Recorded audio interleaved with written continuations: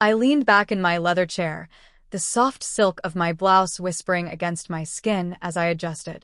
The skyline of San Francisco glittered through the glass wall of my office, steel and light stretching endlessly, a reflection of everything I had built.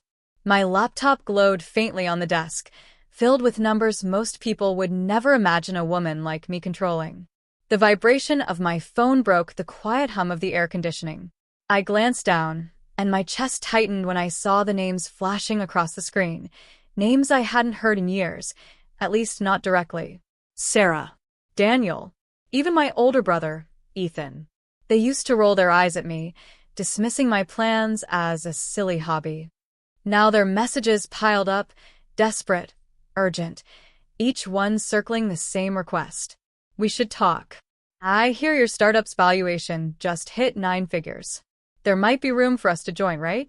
I almost laughed, but my throat ached with the memory of how those same people had once smirked at me, told me to stop chasing fantasies. I could still hear their voices echoing in the corners of my mind. And now they begged for shares. I picked up the phone slowly, letting my manicured nails tap against the glass, savoring the irony. I wasn't angry anymore, not exactly. What I felt was deeper, sharper. A mix of pride, vindication, and something else I couldn't yet name. 5 years earlier, I wasn't sitting in a glass-walled office overlooking San Francisco. I was in a cramped living room in my brother Ethan's suburban house in Ohio, standing in front of people I loved but who didn't see me. At least not the way I wanted them to. The pitch deck on my laptop flickered across the TV screen. My hands trembled as I clicked through slides, each one representing sleepless nights, endless research, and the fragile hope that my dream might finally be taken seriously. "This is it," I said, my voice bright though my throat felt like it was closing. An online marketplace connecting independent creators with niche buyers. The tech is lean, the margins are scalable, and I truly believe it can be the future. I looked at them, Ethan, my college roommate Sarah, and my longtime friend Daniel. Faces that had once cheered me on at graduations and birthdays. Now they were blank, then skeptical, then amused.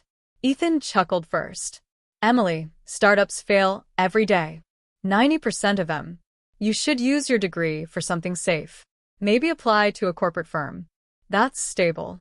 Sarah shifted in her seat, sipping her wine. "It's cute, Em. But do you really think people will take this seriously? You'd need millions and, well, no offense, but you don't exactly scream CEO." Daniel leaned back, arms folded. "Sounds risky. Honestly, I'm out. I don't see the market for it." Their words stabbed, but what hurt most was the tone. The way they dismissed me not just as an idea, but as a woman. I smiled tightly, though my palms burned from the pressure of holding myself together. Later that night, after they left, I sat alone with my laptop glowing in the dark. Tears blurred the screen, but I refused to close it. That was when I remembered my grandmother's voice, her favorite saying, "If they laugh at your dream, you're on the right track. Build it anyway." She had passed away the year before, but her words became the anchor I clung to. I closed my eyes, whispered it to myself, and made a decision that changed everything. I wasn't going to beg anyone to believe in me. If I had to, I'd build the entire thing alone. And so I did. The first year was brutal. I rented a shoebox apartment in San Francisco, barely big enough for a bed and a desk. My savings shrank fast, and I lived on instant noodles and black coffee. Some nights, the glow of my computer screen was the only light in the room, the silence broken only by the hum of my old fan and the clacking of keys under my tired fingers. There were moments I nearly gave up. Every investor pitch ended the same way, polite smiles, dismissive nods, and "we'll keep in touch." I walked out of conference rooms holding back tears, mascara smudged from the strain of forcing optimism. But then I met Laura Mitchell. She was a seasoned entrepreneur, a woman with silver hair and sharp eyes who had built and sold 2 tech companies in the Valley. She saw something in me that no one else did. "You've got fire, Emily," she told me over coffee at a tiny cafe. "They don't know it yet, but you're the kind of founder who survives. Keep pushing." Her words lit something in me. Laura introduced me to a network of women in tech who knew the sting of being underestimated. They didn't just cheer me on, they gave me advice, contacts, even small seed checks when no one else would. I worked tirelessly, teaching myself coding basics, hiring freelancers on shoestring budgets, and running small beta tests. The first time a stranger, not a friend, not a family member, but a total stranger, purchased through my platform, I cried at my desk. That tiny $35 sale felt like $1 billion. From there, momentum built slowly. One sale turned into 10. 10 turned into 100. Within 18 months, my platform was featured in a niche business magazine, and a mid-level venture capital firm offered me my first real funding round. I signed the papers with shaking hands, knowing there was no turning back. But I kept quiet. On social media, I posted vague updates, excited for new beginnings or busy but grateful. I didn't flaunt the late-night meetings or the growing team in my cramped co-working space. I didn't mention the awards I started to win or the articles that began circulating with my name, because I remembered the looks on Ethan's, Sarah's, and Daniel's faces. Their smirks, their doubt. I wanted to build this in silence, brick by brick, until the day I could unveil it not as a plea for validation, but as undeniable proof. 3 years in, my startup wasn't just surviving, it was thriving.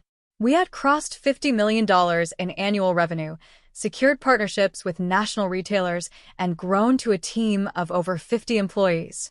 Investors called me now. My inbox overflowed with opportunities one once begged for. Yet still, when family asked, "So, how's work?" I'd smile and say, "Keeping busy." I wasn't hiding out of fear anymore. I was waiting for the day the tables would turn. It happened on a crisp autumn afternoon. The air outside my office windows carried that golden glow San Francisco gets when the fog finally lifts and the city feels like it's holding its breath. I was reviewing quarterly projections when my assistant buzzed me. "Emily, there's a group here to see you. They said they know you personally.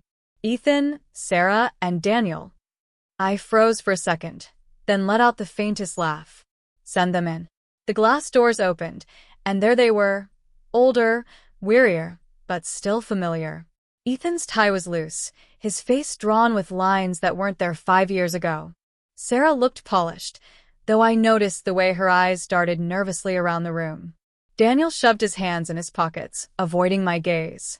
They weren't expecting this. My office stretched across the entire floor, sunlight pouring in through floor-to-ceiling windows. Modern art hung on the walls, pieces I'd chosen not because they were expensive, but because they reminded me of the nights I'd fought to create beauty out of struggle. A long glass conference table gleamed, flanked by sleek leather chairs. On the far wall, a glowing sign displayed the name of my company, Lemiora, in bold, confident letters. They stood there in silence, absorbing it all. The awards lined up neatly on the shelf. The framed magazine covers. The subtle yet unmistakable aura of success. Finally, Sarah broke the silence. Her voice was soft, almost fragile. "Emily, wow. I had no idea. This place is incredible." I leaned back in my chair, crossing one leg over the other, deliberately calm. "It's been a busy few years."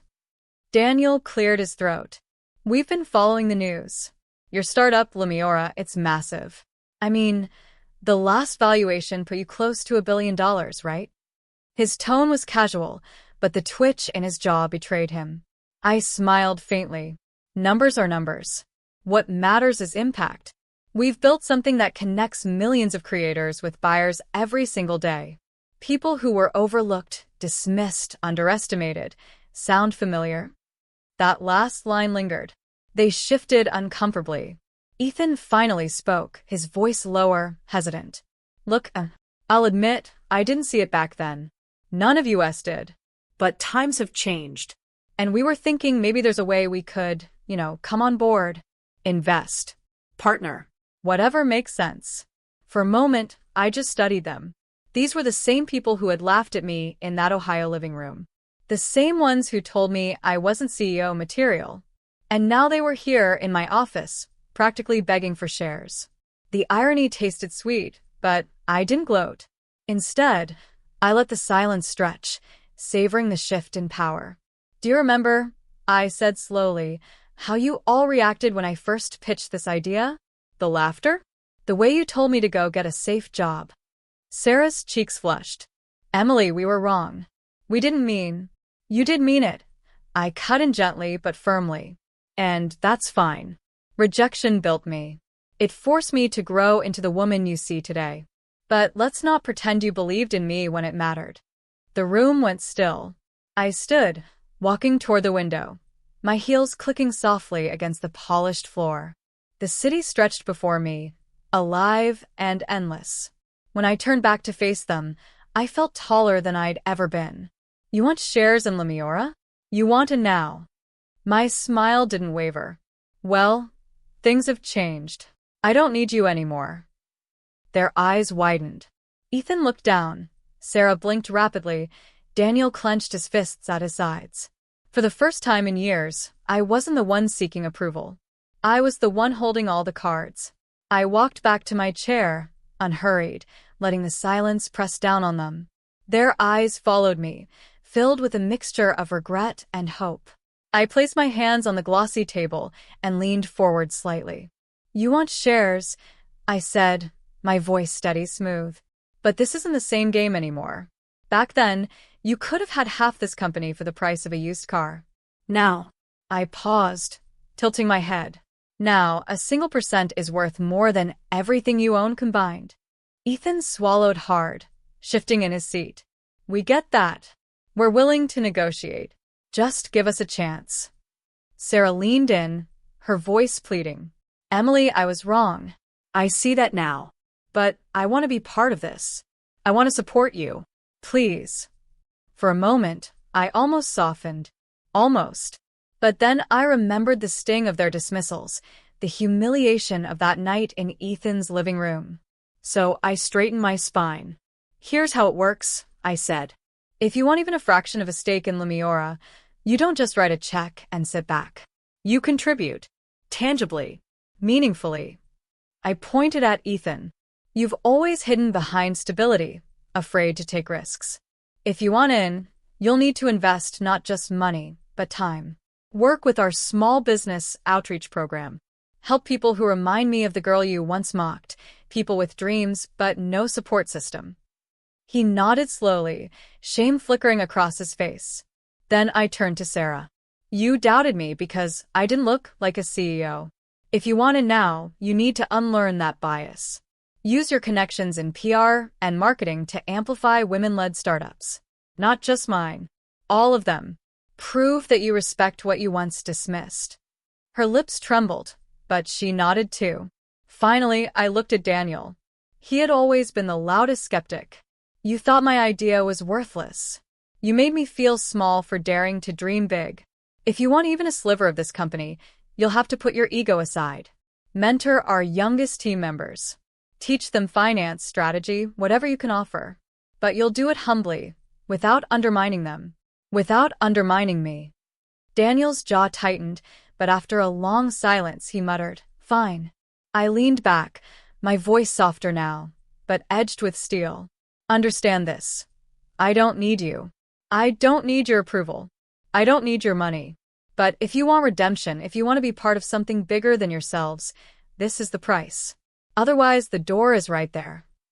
They sat in stunned silence, the weight of my words hanging heavy in the air. For the first time, I wasn't the younger sister, the underestimated friend, the girl with the cute little idea. I was the founder, the CEO, the one setting the terms. Over the next few months, I watched the transformation unfold. Ethan showed up to our community workshops, sleeves rolled up, guiding small business owners through balance sheets and lending strategies. For the first time, he wasn't lecturing, he was listening. Sarah used her PR firm to spotlight women-led companies, running campaigns that lifted voices like mine once was. She apologized more than once, sometimes in quiet texts late at night. I never responded with anger. Just, keep doing the work. And Daniel, stubborn, prideful Daniel, slowly softened. I saw him sitting with interns, teaching them financial modeling with patience I never knew he had. Once, I passed by and overheard him telling a young woman, "Don't let anyone tell you that you're not CEO material." The irony nearly brought tears to my eyes. It wasn't perfect. It wasn't instant. But it was progress. For me, the healing came not from their apologies, but from the realization that I had already won. Their acceptance wasn't validation. It was simply a mirror reflecting the strength I had built on my own. One night, after a long day of meetings, I went home and opened a small wooden box I kept tucked in my dresser. Inside was the delicate silver bracelet my grandmother had given me years ago, the one engraved with her words, "Build it anyway." I slipped it onto my wrist and smiled. She had been right. The laughter, the rejection, the doubts, they had all been fuel. As I stood by my window, the city lights flickering like constellations, I whispered into the night. They once refused to join my startup. Now they beg for shares. And this time, I let the words linger, tasting the quiet triumph on my tongue. The terms are mine. I closed the box, turned off the light, and walked into the future, unapologetically, unshakably myself.